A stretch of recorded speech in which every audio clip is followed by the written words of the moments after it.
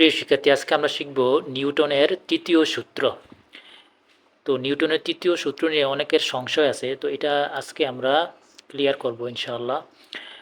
নিউটনের তৃতীয় সূত্রে কি বলা হয়েছে, যে প্রত্যেক ক্রিয়ারই একটা,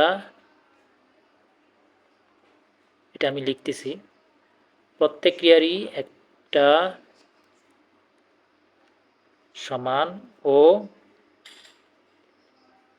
বিপরীত প্রতিক্রিয়া আছে।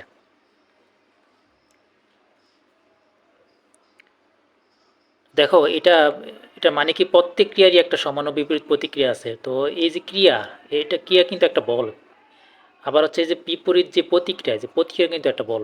তার মানে এটাও একটা বল, এটাও কিন্তু একটা বলই বোঝায়, ঠিক আছে।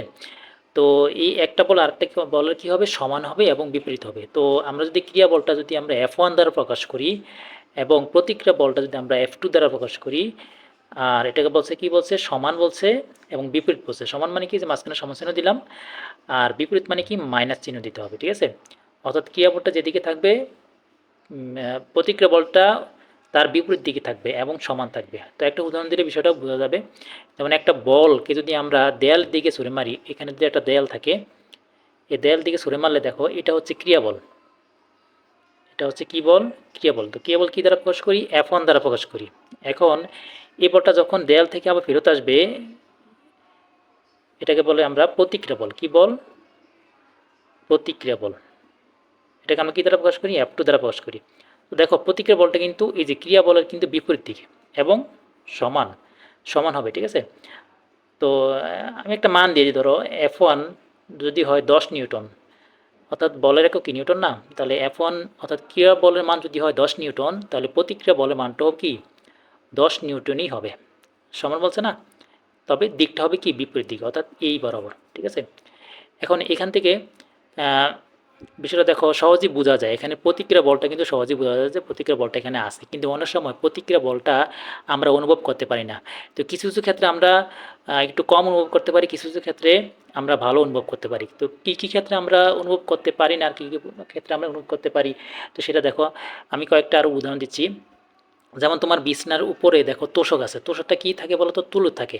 এখন এই যে তুলা তোষক, তুলাটা কিন্তু নরম হয়। কী হয়, ধরো এই যে তুলা আছে, তোষকটা এখানে, এই তুলাটা কিন্তু নরম হয়। এখন এই তুলার উপর, তুলার তোষকের উপর যদি তুমি একটা ঘুষি মারো, তাহলে এই যে ঘুষি মারাটা, এটা হচ্ছে ক্রিয়াবল বলো তো, এটা হচ্ছে ক্রিয়াবল। এটাকে আমরা কী দ্বারা প্রকাশ করবো, F1 দ্বারা প্রকাশ করবো। এটা কোন দিকে বলো তো, এই যে তোষকের দিকে। এখন তোষক কিন্তু তোমার পাল্টা কিন্তু তোমার এই যে তোমার হাতের দিকে কিন্তু একটা বিপরীত দিকে একটা বল প্রয়োগ করবে। ওই যে তুমি যেই বল দিছো ওই পরিমাণ বল তা তোমার দিকে কি একটা প্রয়োগ করবো, ঠিক আছে। তাহলে এই যে এই তোমার দিকে যেটা প্রয়োগ করলো, সেটা হচ্ছে কি, সেটা কিন্তু প্রতিক্রিয়া বল। কী বল, প্রতিক্রিয়া বল। সেটা দিকটা কোন দিকে বলো তো, এদিকে। এটা আমরা কী দ্বারা প্রকাশ করবো, F2 দ্বারাই প্রকাশ করবো। অর্থাৎ আমি সাপোজ ধরলাম, তুমি তোষকের উপর 20 নিউটন বল প্রয়োগ করছো, আবার তোষকও তোমার উপরে কি ওই একই পরিমাণ 20 নিউটন বল প্রয়োগ করবে, ঠিক আছে। তো কিন্তু দিকটা হবে কোন দিকে, বিপরীত দিকে। এই জন্য আমরা ওই যে মাইনাস চিহ্নটা ব্যবহার করি। তো এখন এই ক্ষেত্রে কিন্তু আমরা এই যে তোষক থেকে যে আমরা বলটা পাচ্ছি, প্রতিক্রিয়া বলটা পাচ্ছি, এটা কিন্তু আমরা সহজে আমরা ভালোভাবে অনুভব করতে পারি না।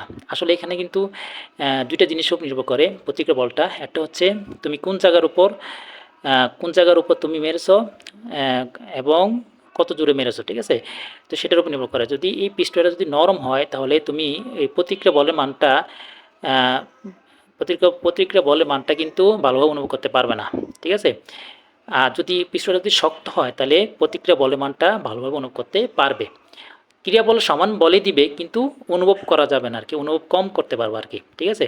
তো আরেকটা উদাহরণ দিলে বুঝবা তোমরা। এখানে দেখো, আমরা যে একটা দেয়াল নিই এখানে, এখন এই দেয়ালে যদি তুমি ঘুষি মারো এখানে, ঠিক আছে, তাহলে এই ঘুষি মারলে, এখন এই যে ঘুষি মারছো, এটা হচ্ছে কি, ক্রিয়া বল না? তো ক্রিয়া বল কত নিউটন বলে, ধরো ওই যে 20 নিউটন বলই তুমি কী করছো, এখানে ঘুষি মারছো। আবার এখান থেকে কি প্রতিক্রিয়া বল পাওয়া যাবে নাকি, প্রতিক্রিয়া বল, তাহলে কত পাবা, প্রতিক্রিয়া বল কী দ্বারা প্রকাশ করে, F2 দ্বারা প্রকাশ করে। তাহলে এটা কত পাবা, 20 নিউটনই পাবা, কিন্তু দিকটা হবে এই বরাবর, ঠিক আছে। তো এখানে প্রতিক্রিয়া বলটা তুমি যে পাবা, এখানে কিন্তু ভালোভাবে তুমি অনুভব করতে পারবা। কেন, কারণ পিছুটি কি শক্ত, ঠিক আছে, পিছুটি শক্ত, এই জন্য তুমি প্রতিক্রিয়া বলের মানটা এখানে ভালোভাবে অনুভব করতে পারবা, ঠিক আছে। তো এখানে, তাহলে এখানে দেখা যাচ্ছে যে যে একই পরিমাণ বল আমি যখন তোষকের তুলার উপর আমি বল প্রয়োগ করছি, তখন আমাদের এই যে প্রতিক্রিয়া বলের যে মান, প্রতিক্রিয়া যে বলটা, সেটা কিন্তু আমরা কম অনুভব করতে পারি। আবার যখন ওই একই পরিমাণ বল আমরা যখন দেয়ালের উপর দেই, তখন কিন্তু দেয়াল থেকে আমরা যে প্রতিক্রিয়া বলটা পাই সেটা কিন্তু আমরা বেশি অনুভব করতে পারি। ঠিক আছে? তো এই জন্যই আমি বারবার বলতেছি যে প্রতিক্রিয়া বলটা মাঝে মাঝে আমরা কম অনুভব করতে পারবো, আর মাঝে মাঝে কি বেশি অনুভব করতে পারবো। এটা কিসের উপর নির্ভর করে? এটা নির্ভর করে তুমি কোন জায়গায় মেরেছো, ঠিক আছে, এবং কত জোরে মেরেছো, ঠিক আছে। এটাই আসলে ক্রিয়া বল দিলে প্রতিক্রিয়া বল থাকবেই। ক্রিয়া বল যতক্ষণ থাকবে প্রতিক্রিয়া বল ততক্ষণই থাকবে, ঠিক আছে। ক্রিয়া বল ছাড়া প্রতিক্রিয়া বল পাওয়া যাবে না, আর প্রতিক্রিয়া বল সবসময়ই থাকবে। তো এটা মাঝে মাঝে আমরা অনুভব করতে পারবো ভালো করে, আর মাঝে মাঝে কী করতে পারবো না, অনুভব করতে পারবো না, ঠিক আছে। তো এখানে জিনিসটা বোঝা গেল। তাহলে অনেকে চিন্তা করে যে আমি একজনকে চর মারলাম, ঠিক আছে, এখন এটা তাহলে ক্রিয়াবল হলো। এখন সে যদি ভালো মানুষ হয় তাহলে সে কি আমাকে কি করবে না, চর মারবে না। তাহলে সে কিন্তু যে চর মারবে না এটাকে আমরা কি বলি, প্রতিক্রিয়া বল। তাহলে আমরা অনেকে চিন্তা করি যে এই প্রতিক্রিয়া বল তো তাহলে তো পাওয়া যাচ্ছে না, সে আমাকে চর মারলো না, আমি তো চর মারলাম ক্রিয়া বল, ঠিক আছে, কিন্তু সে তো আমাকে চর মারলো না, সেটা তার মানে কি প্রতিক্রিয়া বলটা পাওয়া যাচ্ছে না। তার মানে কি নিউটনের তৃতীয় সূত্রটি কি মিথ্যা হয়ে গেল? না, এখানেই হচ্ছে নিউটন তৃতীয় সূত্রের গভীরতা, ঠিক আছে। তুমি তাকে চর মারার সাথে সাথে কিন্তু তুমি একটা প্রতিক্রিয়া বল কিন্তু পেয়ে গেছো। চরটা যদি আস্তে হয় তাহলে তুমি কিন্তু হাতে ব্যথা কম পাবা, চরটা যদি জোরও হয় তাহলে কিন্তু তুমি হাতে কিন্তু ব্যথাটা পাবা। এখন এই যে কম পাইছো বেশি হয়েছে কেন? কারণ ক্রিয়া বলটা কম হয়েছে এই জন্য তুমি কম ব্যথা পাইছো। আর যদি জোরে চর মারো তাহলে কিন্তু তুমি প্রতিক্রিয়া বলের মানটা কিন্তু বেশি পাচ্ছ। তার মানে তুমি এখানে বেশি ব্যথা পাচ্ছ, তার মানে কি প্রতিক্রিয়া বলের মানটা এখানে বেশি, ঠিক আছে। তো অনেকে এটা গুলিয়ে ফেলো যে আমি যে ওকে চর মারলাম কিন্তু ও আমাকে চর মারলো না, তার মানে কি প্রতিক্রিয়া বল নাই? হ্যাঁ, প্রতিক্রিয়া বল এখানে অবশ্যই আছে। ক্রিয়া বল তুমি যখন তাকে চর মেরেছো সাথে সাথে কিন্তু প্রতিক্রিয়া বলের কারণেই তুমি কি আস্তে চর মারলে আস্তে ব্যথা পাবা, জোরে চর মারলে জোরে ব্যথা পাবা। তাহলে এখানে কিন্তু নিউটনের তৃতীয় সূত্রটার গভীরতা, ঠিক আছে। তো আমরা প্রতিনিয়তই প্রায় এই নিউটনের তৃতীয় সূত্রটা আমরা ব্যবহার করি। যেমন আমাদের চলার ক্ষেত্রে আমরা যখন হাঁটি তখন কিন্তু নিউটনের তৃতীয় সূত্র কিন্তু কাজে লাগে, কারণ নিউটনের তৃতীয় সূত্র মাধ্যমেই কিন্তু আমরা আসলে চলি, ঠিক আছে। কেমনে চলি? যেমন আমরা যখন এই যে পা দিয়ে যখন আমরা মাটিকে বল প্রয়োগ করি তখন এটাকে বলা ক্রিয়া বল F1। আবার মাটি কি করে, এই বিপরীত দিকে কি করে, আমাদের পায়ের উপর কি বল প্রয়োগ করে, সেটা হচ্ছে F2।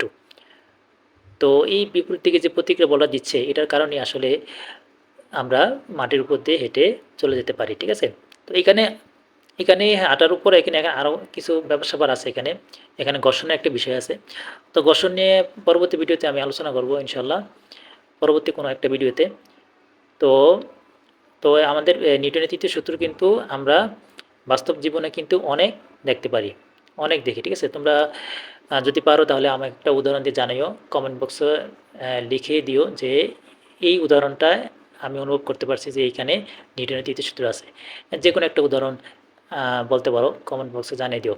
তো ঠিক আছে, তো সবাইকে ধন্যবাদ। আশা করি আজকের ভিডিওর পর থেকে আমি মনে করি নিউটনের তৃতীয় সূত্রটার যে উপলব্ধি, যে অনুভবটা, সেটা এখন তোমরা বুঝতে পারছো।